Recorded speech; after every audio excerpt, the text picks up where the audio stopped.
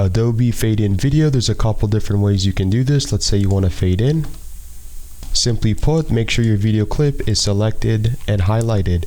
Go to Effects Control. If you do not have this, click on Window, Effects Control, make sure this is check marked. Underneath video, you want to click on Opacity. And if you click right here, it's going to add a keyframe so it's color blue. And then click where it says 100% and drag this to the left. So it's 0%. Move your timeline or the video clip and drag this to the right where you would like to fade in. As you can see, we fade in the video. If you want to adjust the fade or the duration, click right here and drag this to the right or the keyframe. As you can see, it fades in slowly.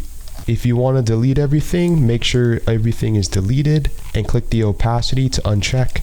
Another way you can do this is go to Effects and type in barn doors, drag onto your video clip.